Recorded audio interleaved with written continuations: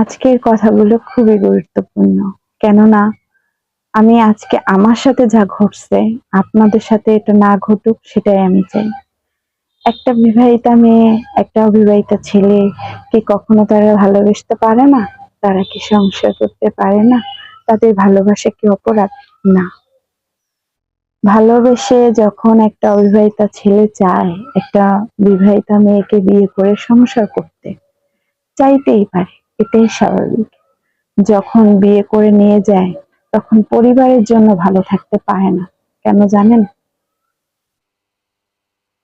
আপনি বিবাহিতা, এই কারণে।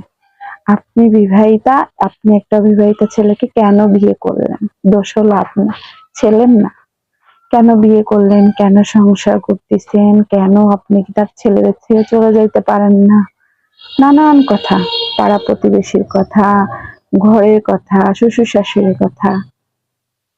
এজন্য বলবো, একটা বিবাহিতা মেয়ে একটা অবিবাহিতাকে ছেলেকে বিয়ে করতে গেলে অবশ্যই তার পরিবারকে নিয়ে বিয়ে করবেন। নাহলে সারা জীবন জ্বলতে জ্বলতে শেষ হয়ে যাবেন আমার মতো। ঠিক আমি যেমন। আমি চাই না আমার মতো আর ৫ জন হোক। আমি একটা অবিবাহিতা ছেলে আমাকে দেখে খুব পছন্দ করে বিয়ে করেছিল। মাথায় রাখে নাই উকুনের ভয়তে, মাটিতে রাখে নাই পিঁপড়ার ভয়তে। এমন তার পরিবার ভালোই ১ম খুব কষ্ট হইতো মানায় নিতে। আস্তে আস্তে যখন মানায় নিতে শুরু করেছি, ভালো আছি, তখন কি করলো জানেন? অবিবাহিতা ছেলেটা অন্যের প্রেমে হাবুডুবু খাইলো।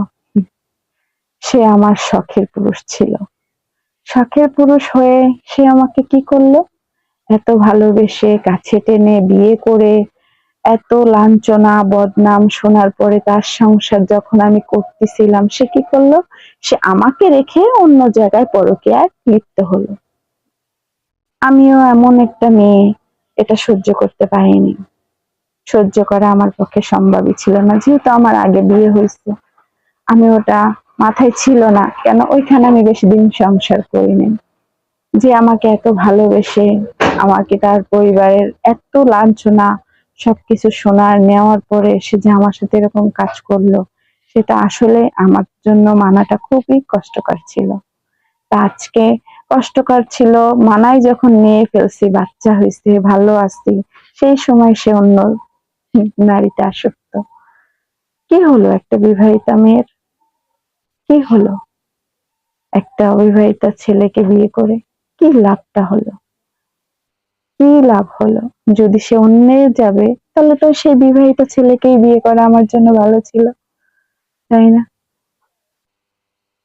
এই ভুলটা কোনো আপুই করবেন না। অবিবাহিতা ছেলে হোক, যেই হোক না কেন, বিয়ে করার আগে ১০০ বার তার পরিবারের সাথে কথা বলে নিবেন। পরিবারের অশান্তি আর ভালো